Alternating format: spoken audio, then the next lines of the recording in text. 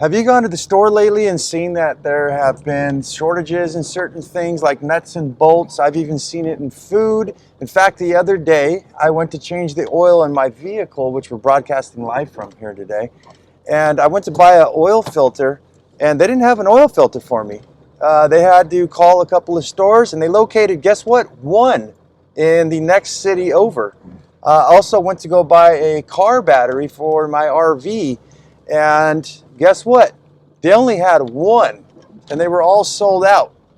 I ordered some parts for this old 96 F-350 pickup truck that you're hearing in the background, and they told me from the Ford dealership that it could be about a month before they would actually get the part for me.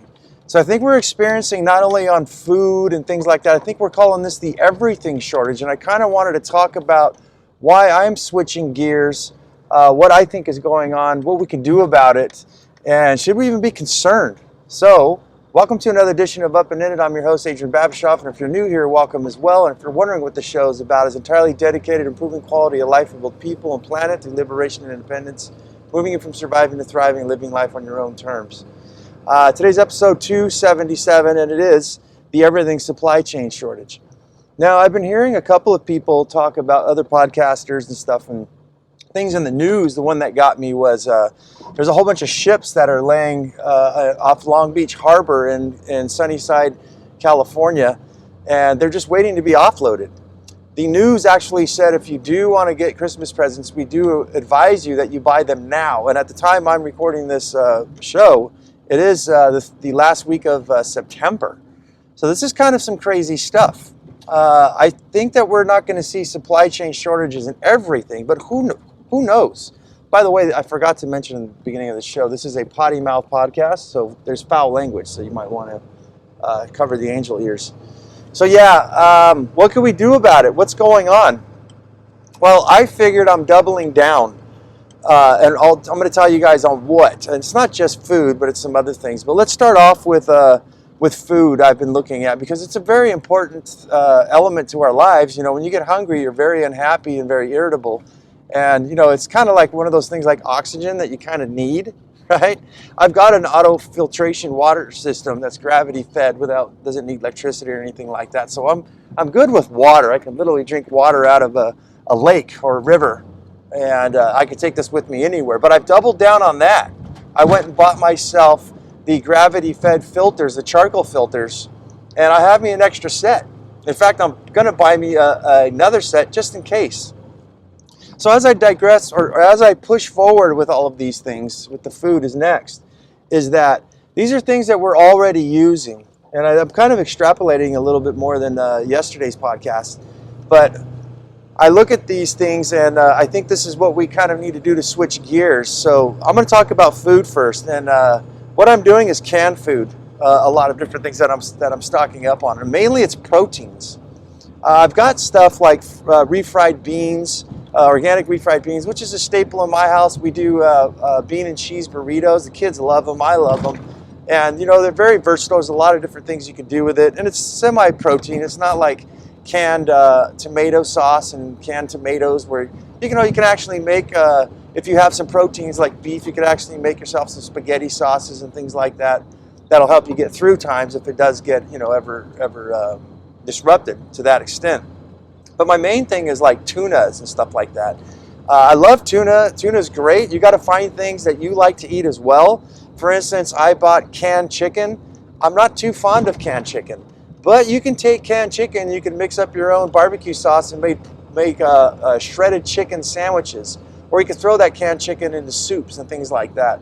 So some of the things I don't really like to eat, but I'll wait till, about 6 months, a year or something. Then I'll slowly start adding them to like soups, like I said, and getting creative with them. And then just buy a couple new cans. The point is that I like to keep a variety of different foods.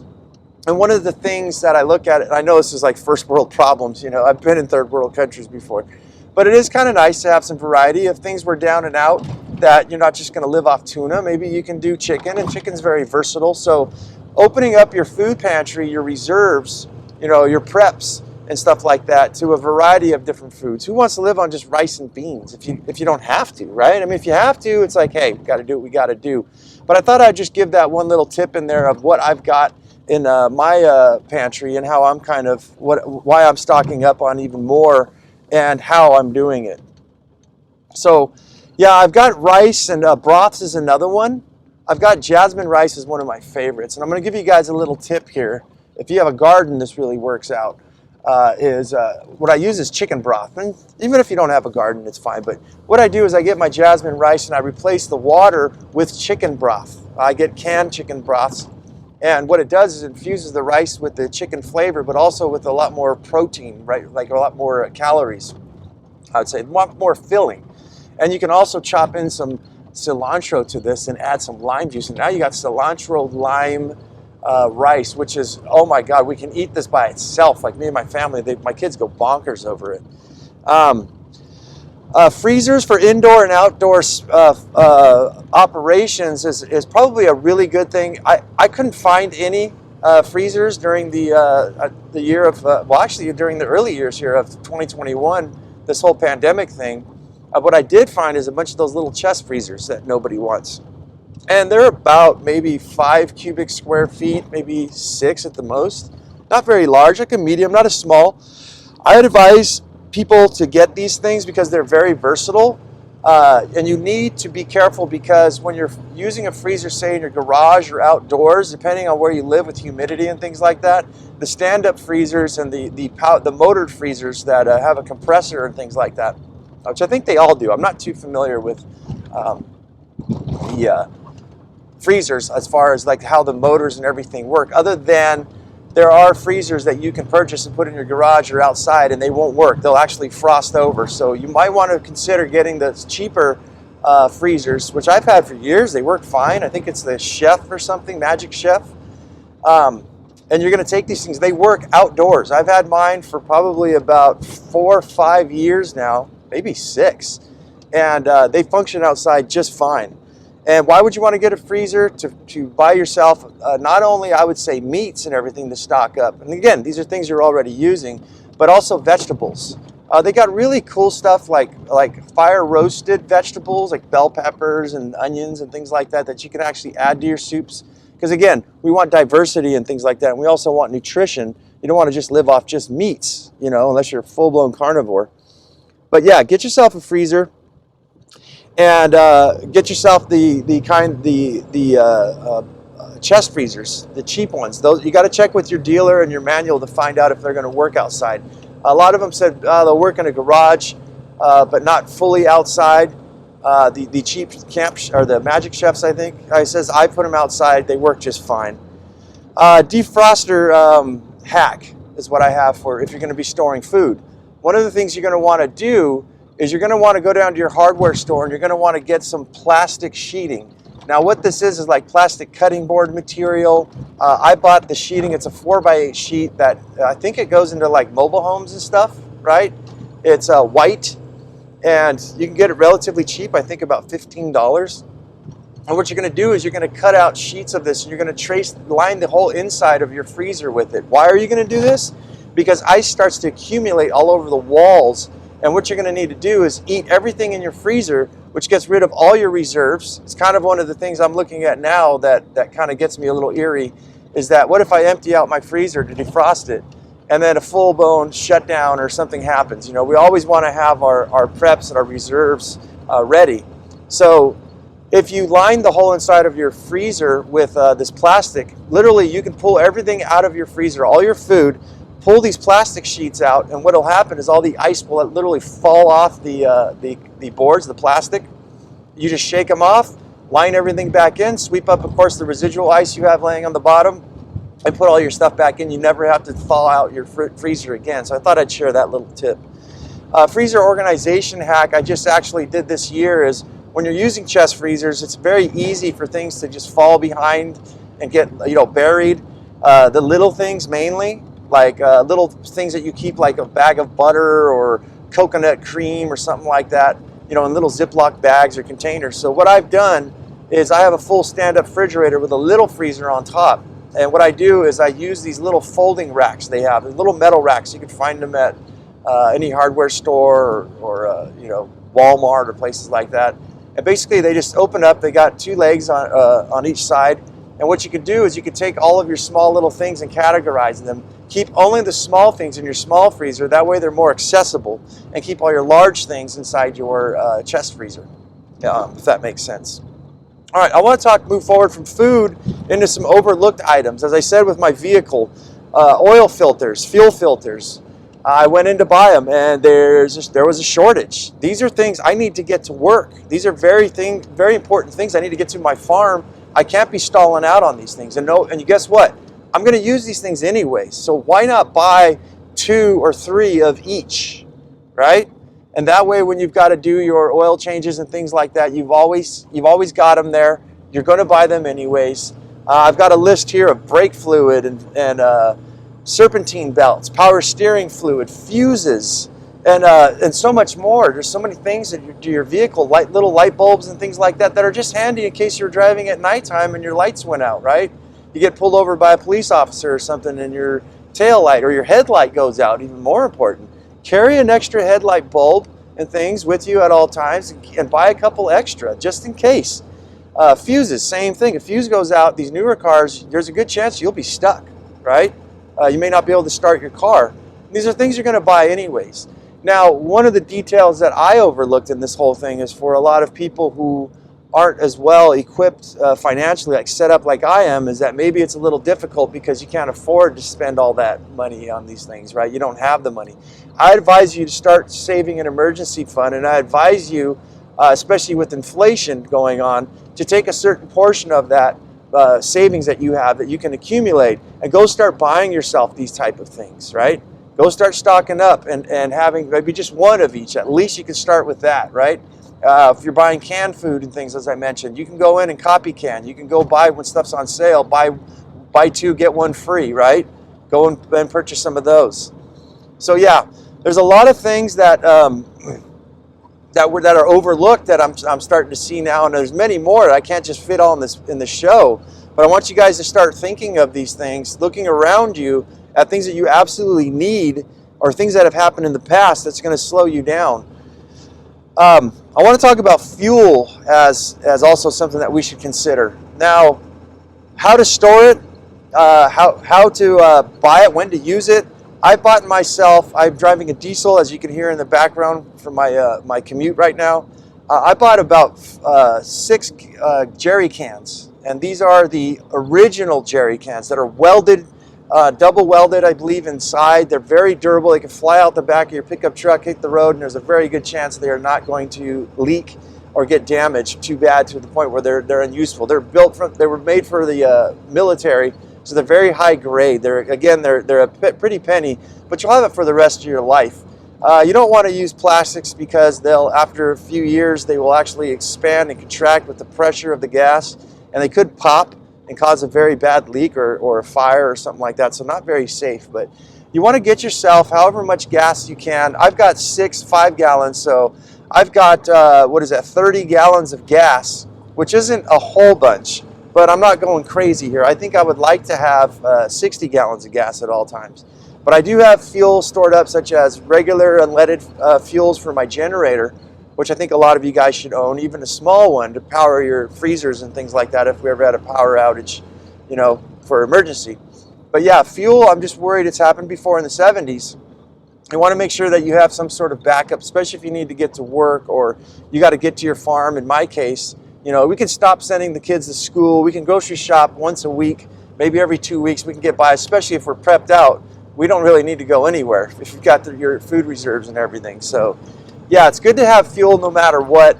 The way to store it is very simple. You don't even need to mark your cans. What I like to do is store my fuel, refill all of them on the 1st of the year, and then we have July, the 1st of July. And what we're going to do is we're going to start emptying out your cans. So fill up your tank solely from your home.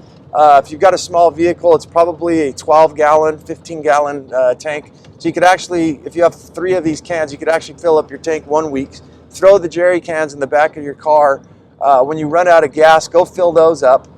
and swap them out. Just basically empty all the cans out as fast as you can and fill them as fast as you can and put them back in storage. And then you can make yourself a note on your calendar that the 1st of every year on January and also the 1st of July of every year, you want to get rid of that gas and refill it. It'll store safely for up to 6 months.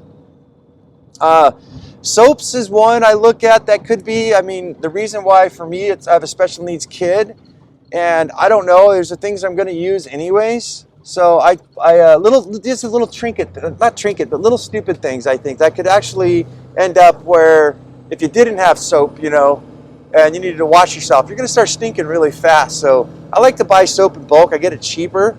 So I just wanted to throw those little things in there. You're buying them on sale because you're buying in bulk. You already have a whole shit ton saved up for yourself, and you're in a better spot regardless. So I think that's very wise to think of little mundane things like that that could actually make your life a little crazy.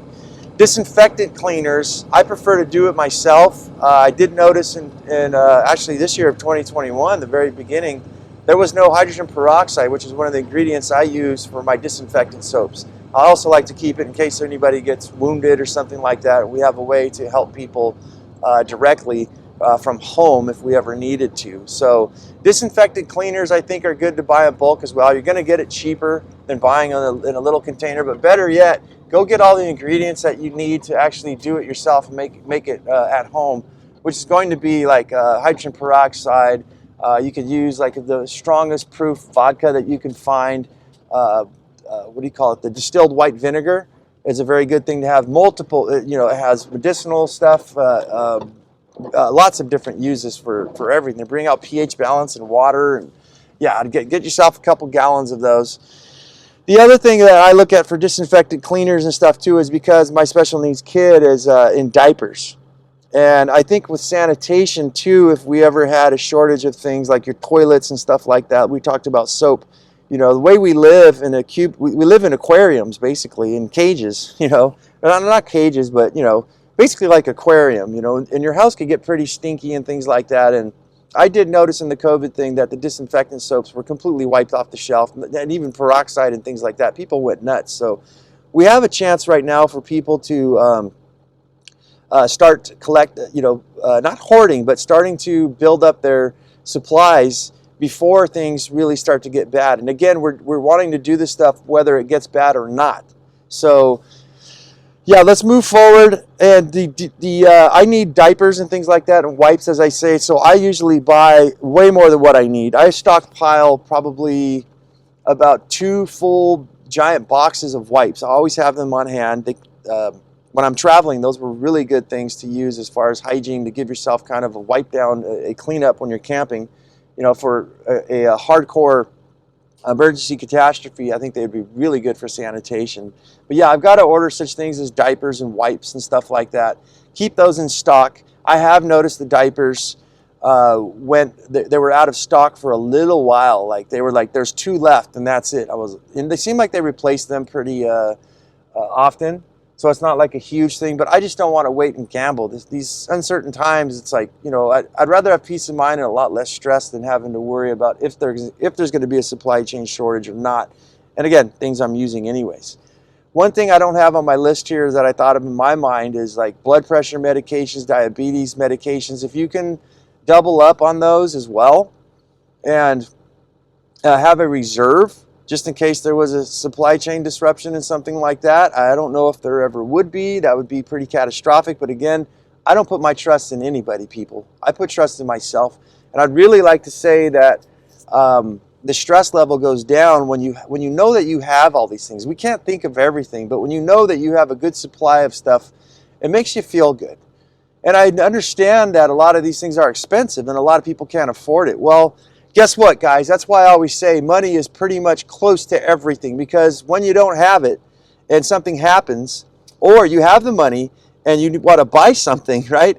But there's no medications you can buy because there's non-existence. There's a shortage, right? It sucks. But the money thing I look at is why we need to start organizing our lives like a business, because once our financials start to crumble, we start to crumble, right? And we're not in a very safe, comfortable place, and it causes a lot of stress.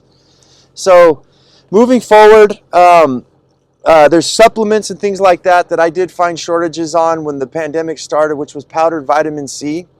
And 1,000 milligrams is what I like. I get about 1 pound to 2 pounds of vitamin C. I take about 5,000 milligrams of vitamin C, no less than 3, every single day, regardless, because it really helps out with everything. It's a very versatile tool for colds, flus.